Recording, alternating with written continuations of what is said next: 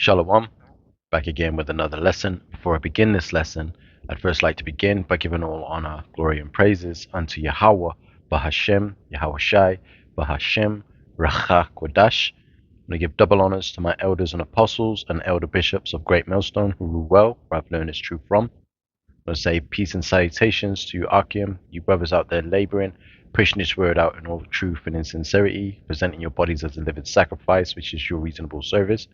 I'll say shalom to Aqua, for you Israelite sisters that may be listening. Also to you Israelites that are scattered across the four corners of the earth. You may look like these other nations, but your seed line goes back to Abraham, Isaac, and Jacob, which is a chosen seed line. Shalom.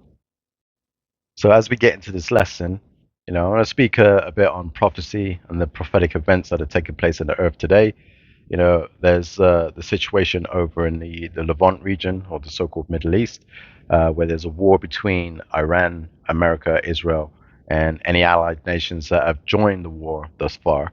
And how prophecy is going to play out and how things can turn from bad to ugly, right? So in the book of Matthew, we'll start there, book of Matthew, the 24th chapter.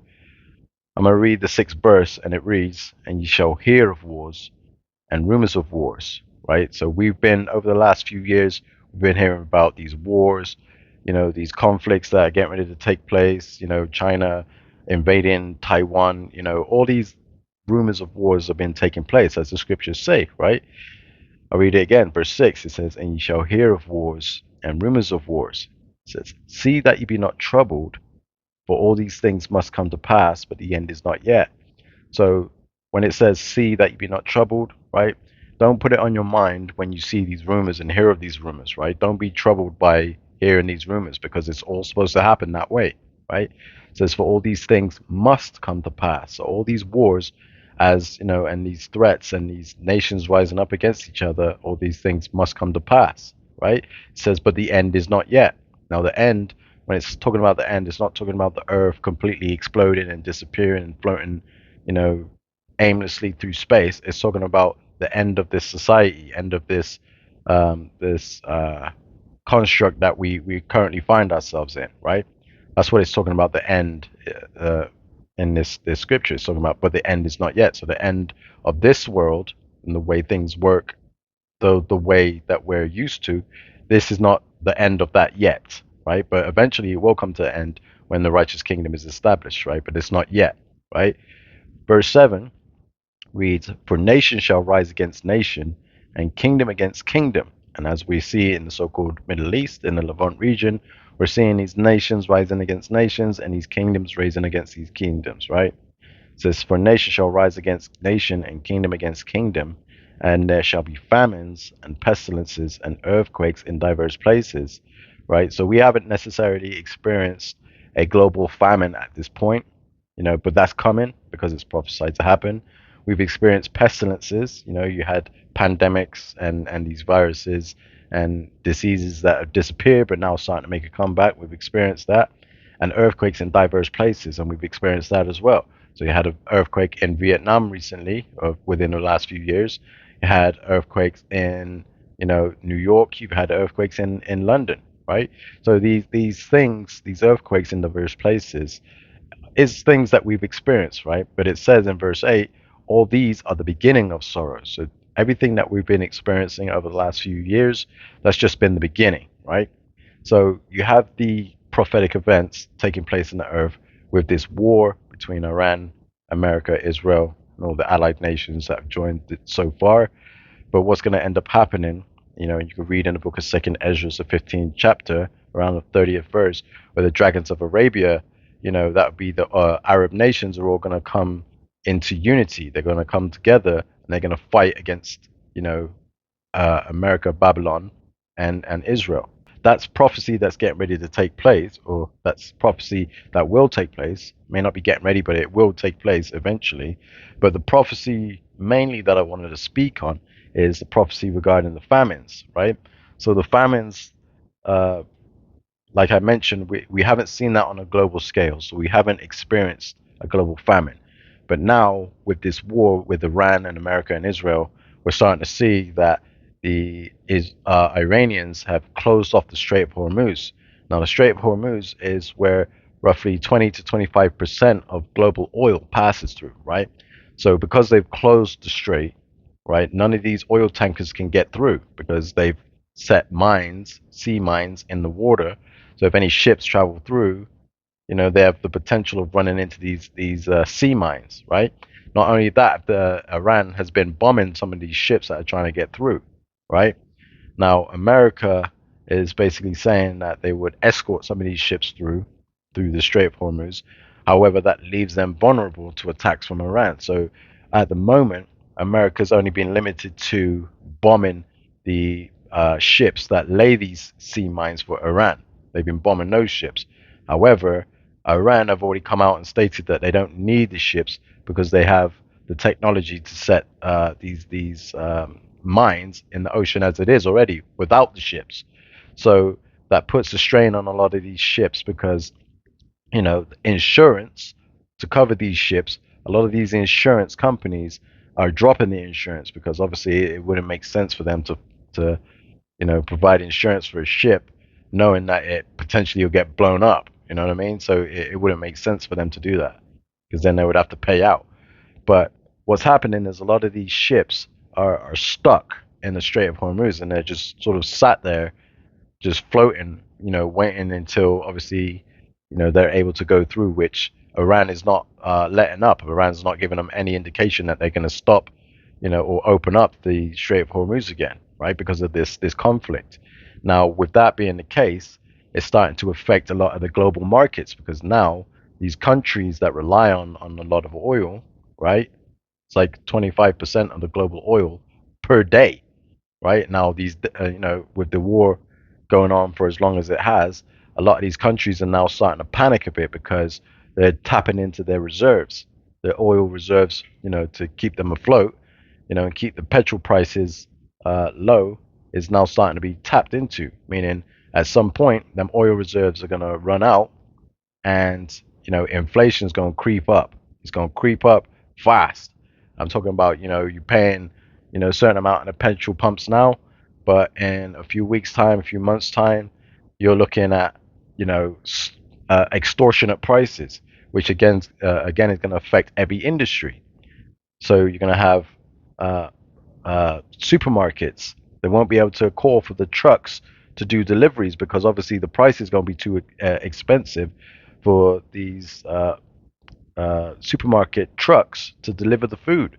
Which again, if it costs the companies, you know, the supermarkets a lot of money, all those prices are going to be passed off onto consumer. Now the consumer again is going to struggle when it comes to, they're already struggling as it is to pay the rent or put food on the table, but with the price increase or the inflation, it's going to cause a lot of chaos and pandemonium. Lord willing, I'll bring out some scriptures just to go into that, right? Because everybody seems to think at the moment everything's sweet. As a matter of fact, let me just get that in the book of Second Ezra 16. So this is the book of Second Ezra, chapter 16, and I believe it's 21.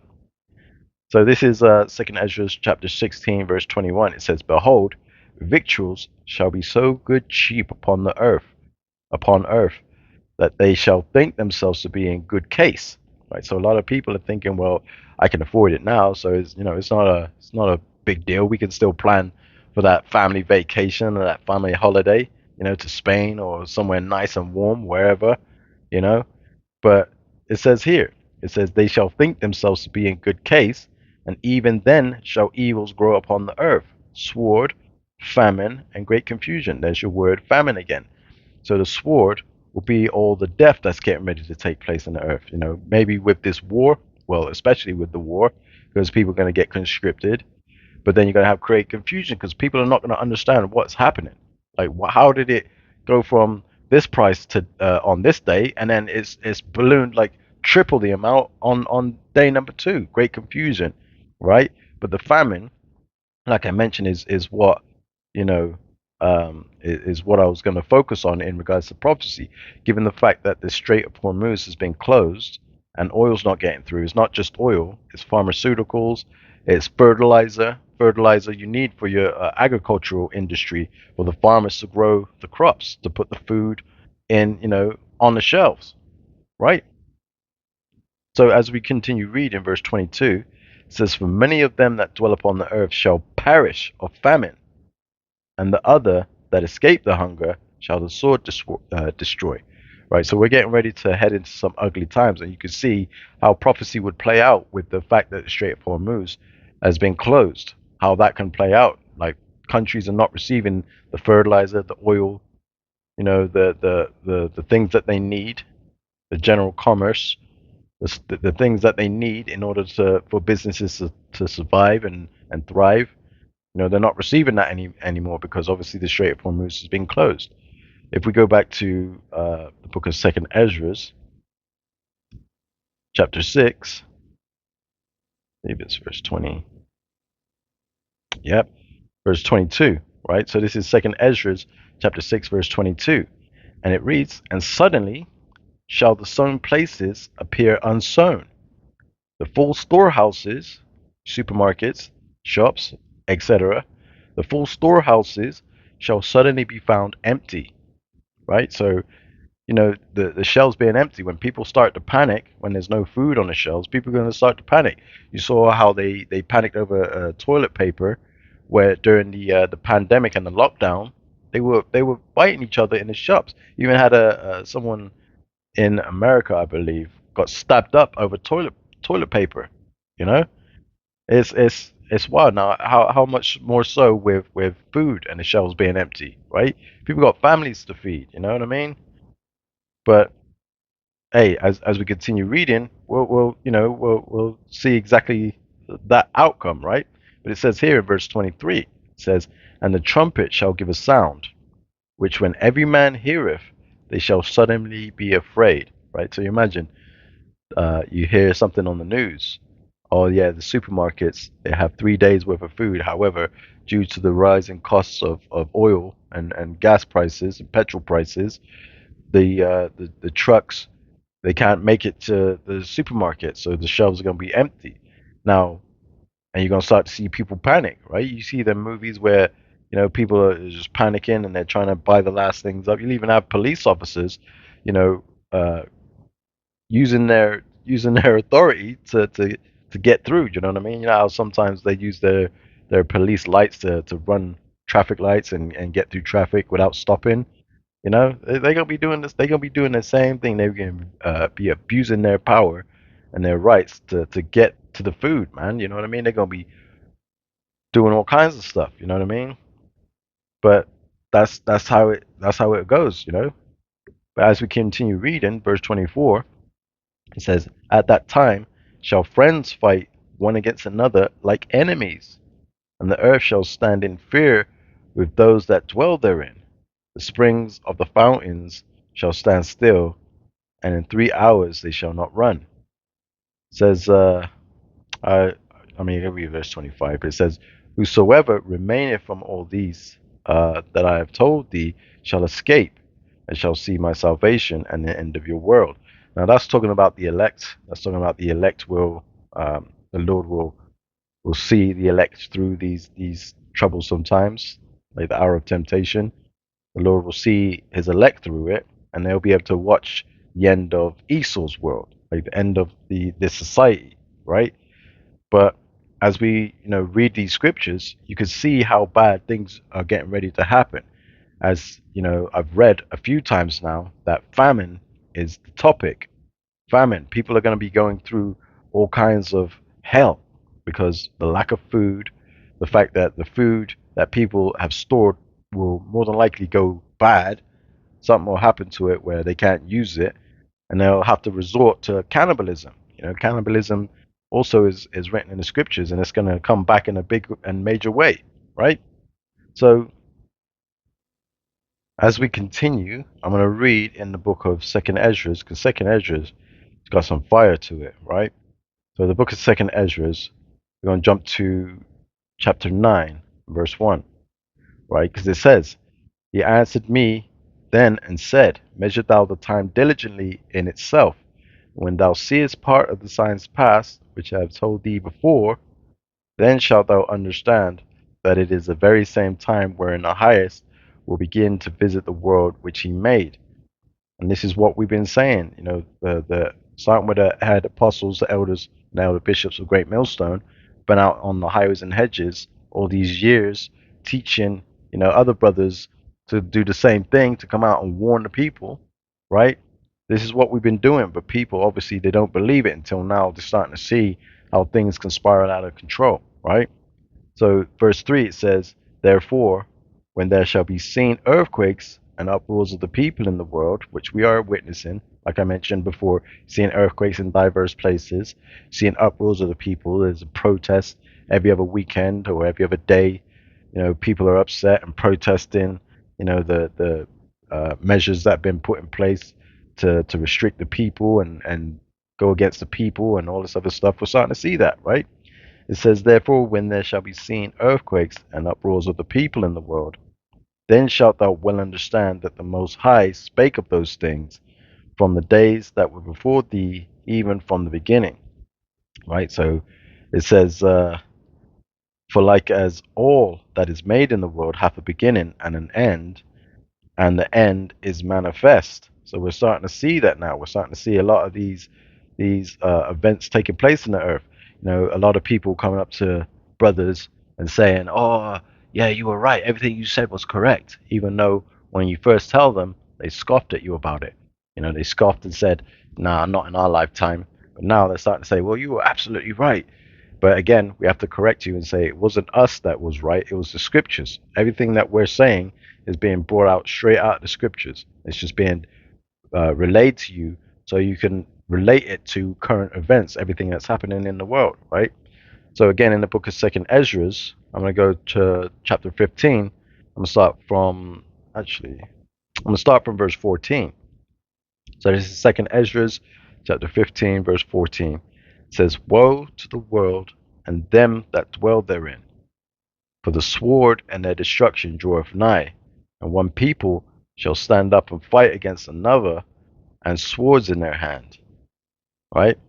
Again, when we read, sedition and violent uprisings of men, protests and all that other stuff, verse 16 says, for there shall be sedition among men, and invading one another. They shall not regard their kings nor princes, and the course of their actions shall stand in their power. Right? So we're starting to witness that when the protesters and the violent uprisings get out of control, the authority, the government, the police, the martial law troopers, whatever the case may be, then people are not going to respect them. They're going to be having clashes against them, civil war, violent uprisings breaking out, right? Verse 17 says, a man shall desire to go into a city and shall not be able, for because of their pride the city shall be troubled, the houses shall be destroyed, and men shall be afraid. So there's going to be a lot of chaos happening out there. A lot of people that talk big now in a time of peace, well, so-called peace, but you know, tensions are rising. But when that action comes around, people, men are going to be afraid. You're going to see big, strong men crying like babies, because they're just terrified. They don't know what to do, right? It says verse 19, a man shall have no pity upon his neighbor, but shall destroy their houses with the sword, and spoil their goods because of the lack of bread and for great tribulation. So to spoil their goods is take all their food, rob, and the most vulnerable would be the elderly and women and children. They would be the most vulnerable. So a lot of these women are about to get a rude awakening because obviously you can see the climate. Like a lot of these single women out here in the world, they can see that climate that they don't have no protection. They've already called it out, and they understand that there is no protection for them because obviously they're just full of pride, right? It says, a man shall have no pity upon his neighbor, but shall destroy their houses with the sword, and spoil their goods, meaning rob them, take everything they got, because of the lack of bread and for great tribulation, right? So we can leave it there, right, in regards to that. Then I want to get in the book of Second Ezra, chapter 16, right?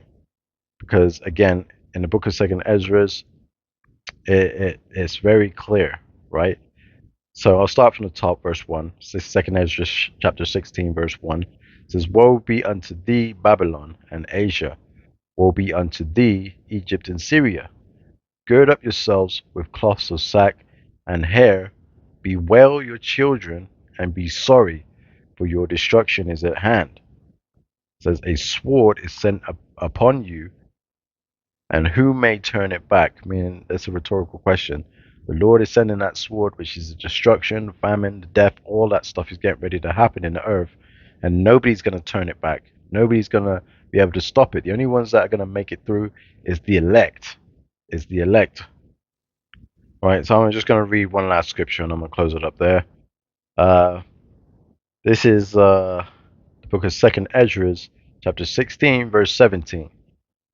And it reads, woe is me, woe is me. Who will deliver me in those days? Ezra's seeing all this taking place, and he's asking, like, who's going to deliver me? Which goes into reincarnation, regeneration. You know, your spirit is put in the earth. So Ezra understood that he would more than likely be back upon the earth in these times that we're in now, right? But it says, woe is me, woe is me. Who will deliver me in those days, right? It says, the beginning of sorrows and great mournings, the beginning of famine, there's that word famine again, beginning of famine and great death, the beginning of wars, and the power shall stand in fear, beginning of evils. What shall I do when these evils shall come? Right? So we understand that these things are getting ready to come on the earth. Matter of fact, I'll leave it with this one in verse 19. It says, behold, famine and plague, tribulation and anguish are sent as scourges for amendment. So they've come, you know, these things are getting ready to happen in the earth for the judgment. For the judgment of all the wickedness that people have done in the earth. You know, the Lord is getting ready to judge this place. And ain't nobody escaping what's getting ready to come, right? So all this is because of the wickedness we've done. And this is for our correction, you know. If we, you know, go through everything that we're about to go through, I bet you won't do it again. You know, you ever heard that saying, you know, you do something that your parents ain't happy with, and they pop you, or they, you know, they give you they get that belt out. The one thing that they always say is, "I bet you won't do that again." You know, and most of the time, you know, children learn, right? Children learn. So with that, I'll leave it there. I mean, there's so much more that I could get into, but you know, I'm just gonna leave it there for now. I pray that this lesson has been edifying through the spirit and power of Yahweh Ba'ashem Yahweh Shai. Let's give all honor, glory, and praises to Yahweh Ba'ashem Yahweh Shai Ba'ashem Rachach Kodash. I want to give double honors to my elders and elder bishops of Great Millstone who taught me this truth. I want to say peace and salutations to the elect. I want to say it's on to the next one, Lord willing. Shalom.